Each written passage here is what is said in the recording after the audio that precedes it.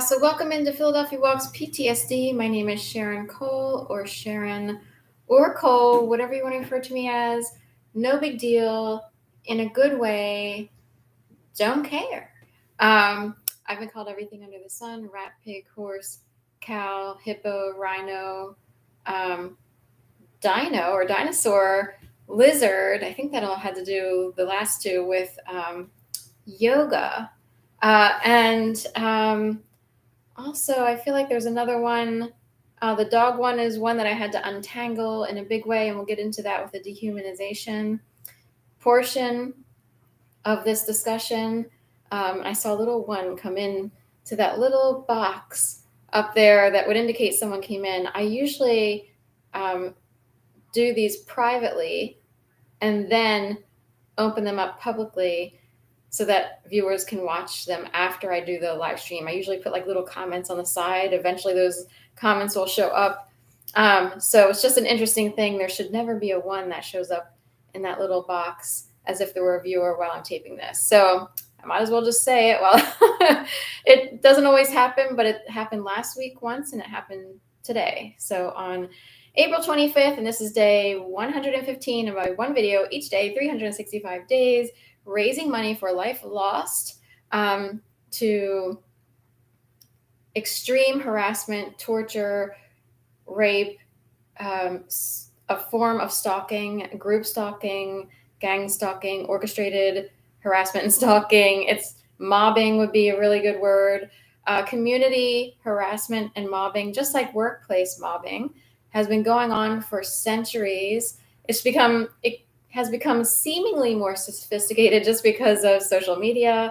We have, IT in place. We have laptops, computers, phones, tablets, and all of this could add to the layers of harassment, so forth and so on. But what I wanted to talk about is, I'll start with my usual shtick here, which is the fourth Monday of January 2011. I was made to believe I'd been murdered in my apartment by a series of orchestrated events. I was trembling, convulsing, couldn't even hold my phone, didn't have a voice for a couple minutes, was able to finally call my sister. I called her first because I was afraid to call police. I kind of didn't buy that my call would actually go to the police. She convinced me to call the police. When I did call the police, I did sort of have a thought come through, like, is it really going to the police or to a special department of the CIA, like in the State Department somewhere? Are some people singled out, and things could be routed and orchestrated to not really be a true situation wouldn't unfold? Would it be a special program situation? I actually thought that for a second. The police did come out. They kind of acted like they were on the Andy Griffith show, and gosh, so whatever, Andy, we don't know what it is. Maybe the van up there. They didn't come in. I lived in a row home, first front half apartment in a row home converted to apartments. And I did believe that someone was coming up from the basement and would break into my apartment to kill me. I actually believed it was the last night of my life. My life really did change on a dime. I actually had a message somewhere out there saying, you will now adjust to these conditions. That's it. Your life will never be the same ever again. I even had intrusive thoughts, but I actually think they can be sent. But anyway, and this is a city, so there's a lot of matrix here. At one point I was like, I got the thought come into my head while I was walking. I was still walking dogs. Like, after that night, I still kept working as best I could, and I was scared and trembling the whole time. We had lots of snow on the ground. It was an historic year for snowfall in general. Blizzards that produce snow with inches or accumulation, the largest or whatever since 1941, and which is interesting because my mom was born in 1941. Technically, my stepmother was also born in 1941. My mom at the beginning of the year, and then my stepmother at the end of the year. And that's the year of Pearl Harbor, or it's around the Hiroshima era, and Oppenheimer, splitting of the bombs. All that stuff was going on during that time period. But anyway, so I will try to, as if it weren't enough to scare me in my apartment, however it was done, When I would call my mom the next day, I got we're sorry, the phone number you're trying to reach has been disconnected. If I had tried to call her in the middle of the night, she was living with my aunt at the time in Jacksonville. They would later move to Gainesville, like the next year. And this is in Florida. If I had called in the middle of the night, that would have really added like an extra element of horror and terror. But I called the next day and still it was too much for me. In fact, my life, the world around me felt like a science fiction situation forever, really, like intensely so for the entire year of 2011. After that, it's, weird things would happen all the time, but I was constantly being harassed, terrorized. Even people who I considered friends were saying and doing really stupid, uncool things. And I was like, this is weird. Like, are all these people programmed and puppeted? Are they, are they part of a special group of people? I went through so many theories. So anyway, here, we'll get down to the meat of it, which is basically this experience and the people involved dehumanize people big time. They almost make a living at it, I think. And they want you to feel like you're less than, as if you can be controlled around the city, as if you're a dog. That actually was a thing I had to untangle from my brain, because people would say, good girl, no barking, and then look at me. And that is sick and sadistic behavior. Very disturbing. And some of these people have been breeding and they have money. They live in high-rise buildings. Oh, good girl, no barking, no barking. And they're saying it knowing that they want me to receive the message as if I were a dog. I actually had people point at me saying, look at the dog. As they had 2 kids with them, a couple. If I had to guess, they would be from like the Port Richmond area or similar, just having sort of been around some of the neighborhoods, and there's certain pairs of people from different areas.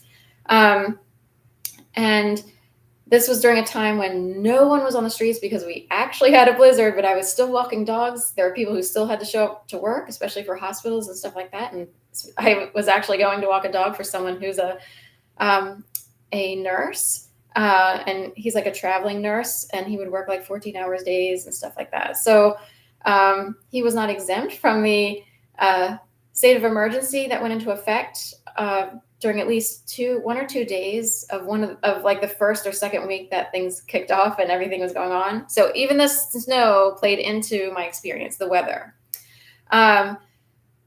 Anyway, so there were people standing there, and I was walking towards a dog walk. I didn't have a dog with me, and I'm looking around. There were no other dogs around, like no other people with dogs, nothing. Like I was literally the only person on this whole intersection corner except for this little family. And they're going, look at the dog, look at the dog, look at that dog. That's how bad it was. Now, if there's a million things going on, that seeps deep into the brain. And then to have people say, good girl, no barking. And then when do we get that sticker that says wag more, bark less? It was after 2011, and I know it. All of a sudden, it started showing up on cars. Wag more, bark less. Wag more, bark less. Good girl, be a good girl. Be an oppressed woman. Never have a voice. We want you to get rid of all the hard work you've ever put into life. We want you to shred it. You see those shred one or shred trucks that go around? We're having a shredding event. We're having a shredding event. That could even play into it. And then you start worrying about, they're not going to shred me. Or, some of these images can, like, a target can become very sensitized to a lot of imagery that's out there. And you start to see a machine at work, which is out there the dark side is out to actually harm, dehumanize, and kill people.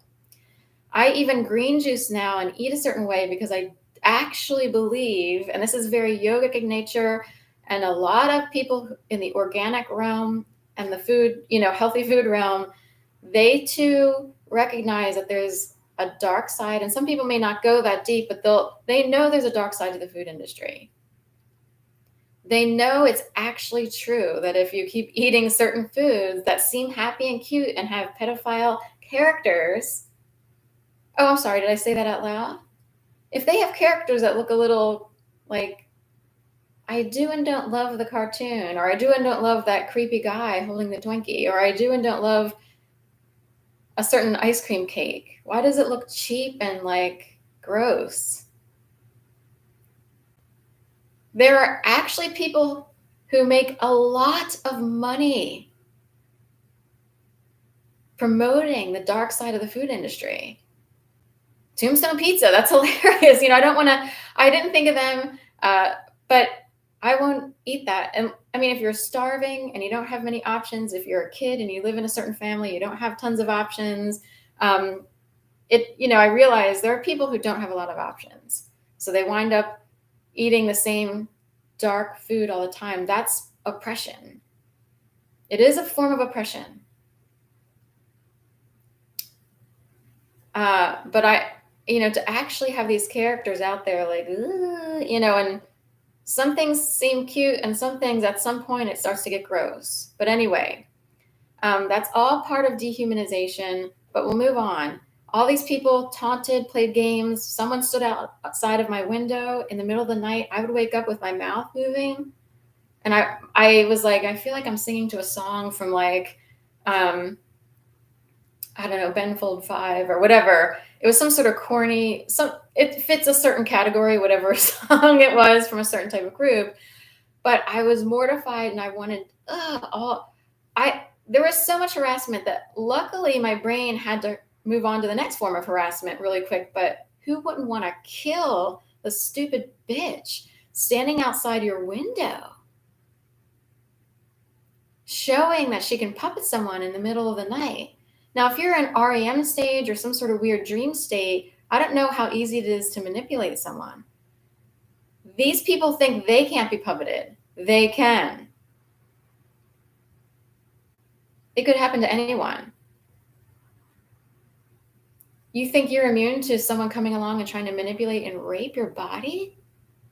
That is disgusting. To this day, I kind of forgot about that one. It popped up all of a sudden. To this day, I want that stupid bitch dragged into the electric chair and fried. And I'm being nice. I had all day, I had to act like everything was normal while I'm running around the streets like crazy, being terrorized by all these people coming around. Oh, this is too funny. This is too funny. And these are people from all walks of life. Some with money, some without. But in general, what's disturbing is that people who are supposed to be pillars of society, or people who are supposed to be role models, or people who appear to be people who would actually attend like an Ivy League university, like University of Pennsylvania, these people played along. They are puppeted. This was disturbing. I still want that bitch nailed to the wall. I don't know who she was. I'm pretty sure this was a woman, a white woman. I kind of like woke up and kind of like saw, I was like, there's someone outside and my mouth is moving to some stupid song. And I saw like a daddy long leg-ish woman is what I kind of recall. I don't remember. I think I just got up and ran to the bathroom. I lived in a very small actual shoebox shaped and sized, almost to scale, studio apartment. It would even be smaller than some single dorms these days at universities that really put a cushion under some people who attend these universities. It was an incredibly small apartment. Bars on the windows because it was first floor, and the only way in and out would be the actual door to the apartment, and then hurry up past the mailboxes and the front door. So forgot about that one, but that is serious dehumanization. I so much want God to take her to task, whoever she was. I want to know where she is today. I'll never know. I want to know if that person lives with any sense of guilt or remorse, or if she realizes she's a rapist. What is in her brain to think that it was okay to do that? So on a side note, I went through a lot of stages unfolded for whatever this thing was. And one of the things that would start to happen would be like there's the terrorists or the taunters or the people who harass and do stupid things to hurt someone on purpose and actually stage skits. They actually stage skits and they're actually acting and actually sounding incredibly dumb. And it's like as if they actually practiced and stand outside your window again, What? Would you ever get a reload bag when you could get a Timbuktu bag instead? And I was really proud. It took me 5 years to buy a reload bag, which is a custom made bike messenger type bag, but it was actually functional in my case as both a dog walker, someone who was very conscious of the earth, if you will. So I actually used my bag for groceries. It wasn't the biggest one. I'm a small person, so women in general don't really need the large messenger bag. The regular size is normal, and if a lot of groceries could be packed in that thing, and I would ride my bike with all my groceries in a waterproof reload bag made right here in the United States and in Philadelphia, but up in Northern Liberties is where they had an office. I think they're still there. I don't know if they're operational. The pandemic really changed the entire landscape of Philadelphia. Is completely different, so forth and so on. So, but it took me many years to get. I got the very basic one, not a custom one that was pre-made and just like there. So those would be like your cheapest ones, basically. There were people who were actually willing to stand outside my window when they knew I would be home, and I had an air conditioning unit in my window, which meant that you could always hear people from the outside. That is dumb to buy a reload bag. Who would actually do that? And I was like, what? There are people willing to spend their time doing this? That is actual harassment. I don't know what they think they were doing, but that is actual harassment. That is trespassing on a person's life, and they're on a public sidewalk. But in a way, I am just like, who are these people? If you have a million people doing that all day long while you're outside walking dogs, you pull up here and people will purposely place a cone in front of maybe a bike stand where you normally lock your bike to force you to park your bike somewhere else. I was pushed around, forced around. I didn't always pay attention. Like if I saw a cone somewhere, that would be like a one that would crop up here and there. I would look around like, are they laying cement? What's going on here? I would still lock my bike. I wouldn't always pay attention because I knew people were playing games. But we'll get back to the people who mysteriously show up on your path in more mysterious ways and not so much like blatant harassment, but all of a sudden you'll be like on a path and these people sort of appear, and it's almost like they want you, maybe they want you to feel helped at times. It's hard to explain. Like they appear and it seems like they want you to get a message, and then maybe you see something, maybe something's emphasized on the street, and it would be like, okay, like she got it. And sometimes it almost seemed like they could make you wonder, one, if there's a movement of people trying to poke the veil or the illusion of America or the world, we'll just say the world, and what actually goes on in the world, or like behind the curtain of Wizard of Oz and stuff like that, or if they want you to see things a certain way, and the message would be, we're trying to move you along to your next life, and you're supposed to learn all these things before you move on. That's been pushed through as like an idea or a thought or a theory, and things can get pushed through. We ourselves, maybe we try to work through things and conjure things up, or that's one thing. This is a little different. It gets beyond your normal thoughts, where who's what, and they can create entire scenarios in order for this to all come up, I guess, or they're trying to push it through or whatever. Another example would be on the very few occasions that I traveled somewhere. For instance, I went to the Women's Music Festival, Michigan Women's Music Festival, the last year that it was on. There's a whole bunch of reasons that I wound up going. I normally wouldn't have, but it was the last one, and it was something that I had wanted to do years prior, but didn't get a chance to do. So somehow came about that I would actually go. And so I fly out to Michigan, and I noticed that there are these Colorado pickups would sort of mysteriously come onto my path, but in a good way, almost to help lead the way. Because I was sort of like half knowing where I was supposed to go. I'm supposed to go where? I'm supposed to do, and whenever I see a Colorado pickup truck, usually they're around airports. I'm so not kidding. Somehow they appear. And in a way, it's like my brain knows, follow that truck. they will lead you the right way to make sure you get to the highway that you need to get to. Or say in Jacksonville, Florida, like flying in to get to Gainesville, Florida, it can get a little confusing. There's like a belt highway system there, and if you want to go to Gainesville, there's like a couple different ways to go. And there was a time during that trip when I knew, all right, follow the Colorado. That way I don't have to worry, and it'll at least lead me to a sign that'll tell me which way to go. So those things have happened. So anyway, that's it. I'll wrap it up here. It's day 115 on my one video each day, 365 days. I forgot about the woman standing outside the window thing. This would have happened like in the early spring of 2011. I was stunned so much that I didn't cry back then. Like I didn't cry. I could not cry. I was stunned to death. I was stunned into a state of like complete shock, and remained in that state for many years. And these days, every once in a while, a tear wants to crop up. But I come from an upbringing of a lot of tears, a lot of sadness. There are many reasons for that, but also I kind of wonder what kind of community people are born into or are surrounded by, and dare I say this,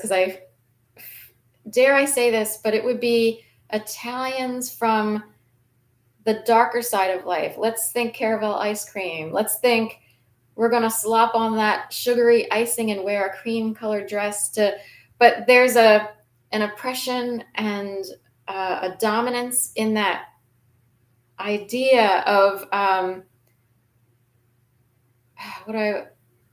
you're supposed to do for a certain type of man per se. And my dad wasn't like this. So it's a community thing. It's a thing like a dark world of, sorry. And I feel badly saying this, but I would cry for kids growing up. I even see it in the Latino community sometimes, not always, but it's like there are people so oppressed in these communities, and there are men willing to keep their thumb on these children. They could be women, kids, girls, boys, or what have you, but you're supposed to be like this, and we will give you a guilt trip till the end of the days if you don't serve us. See how it's reversed? Like adult figures will want the kids are guilty because they didn't do enough for so-and-so or so-and-so. That is severe toxicity. There's a reversal. Technically, parents, hopefully, and I realize money is a huge issue, all kinds of things are an issue, but if someone is crying constantly, there's something wrong. And it could branch out even to a community. It's hard to explain. I'll have to figure out how to explain this later, this picture of what I'm thinking about, but you know what I mean. You're at a carnival and there's that domineering old school Italian, and it could come through to people who are borderline Italian or even Irish, or for some reason, that's how I see it. Even Latino-ish, just the old. Guilt trips out the wazoo, to the point where it's like the kids, how much more are the kids supposed to slave out for you, bitch, or whatever, I don't know what I'm supposed to, what else, how much nicer do I have to be in order for you to think that I'm not wronging your husband or whatever, like stuff like that. That's the best thing I can think of. But I'll think on this and try to come up with an example, maybe a video example, but you know what I mean. It is dark, these people. It is disturbing. It is oppressive. It's rapisty. There's a very dark world out there. And sometimes the people who operate within it or who are operated by that particular system could look good-ish. So these people somehow have homes. Their kids even sometimes go off to school. We'll leave it at that. So I feel like I tried to escape whatever that was and paid a price. It's amore. Thank you.